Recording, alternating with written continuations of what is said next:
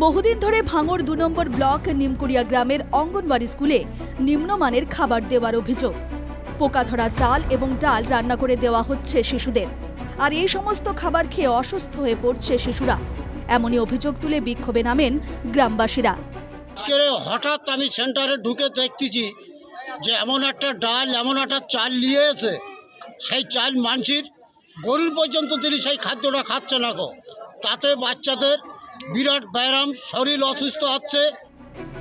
বৃহস্পতিবার সকালে অঙ্গনওয়াড়ি স্কুলের কর্মীদের আটকে রেখে তালা মেরে বিক্ষোভ দেখালেন গ্রামবাসীরা।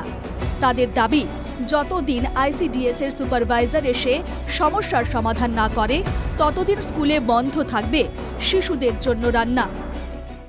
যতদিন না সিডিপিও আইসিডিএস এর সুপারভাইজার আসবে ততক্ষণ অবধি এই স্কুলের বাচ্চাদের রান্না বন্ধ, আমরা তালা মেরে রেখে দেবো।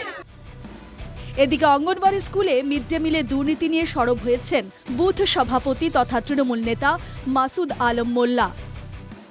আমি তো মনে করবো এইসব আইসিডিএস চাল ডাল খেয়ে এরকম দুর্নীতি করছে যারা এই আইসিডিএস দিদিমণি, যারা এই সরকার দিচ্ছে ভালো, এরা বাড়ি এনে পোকা করে তারা নিয়ে যাচ্ছে। আজকে আমরা গিয়ে না ধরলে এই বাচ্চারা এই মালটাই খেয়ে নিত। কিন্তু গ্রামবাসীদের সমস্ত অভিযোগ অস্বীকার করেছেন মিড ডে মিলের শিক্ষিকা। টাকার উপরে কেউ নেই, এখন গ্রামবাসী জোর করে এরকম করবে, কি করব। এখন আমার সারা জীবন সহ্য করতে যেতে হবে।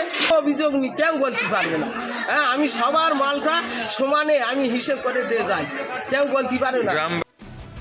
নিমকুড়িয়া গ্রামের অঙ্গনওয়াড়ি স্কুলে মিড ডে মিলের দুর্নীতির অভিযোগ বহুদিনের। বারবার অঙ্গনওয়াড়ি স্কুলের কর্মীদের অভিযোগ করেও কোনো সমাধান না হওয়ায় বৃহস্পতিবার এভাবে বিক্ষোভ দেখান গ্রামবাসীরা। তবে কবে তাদের এই সমস্যার সমাধান হবে তাই দেখার।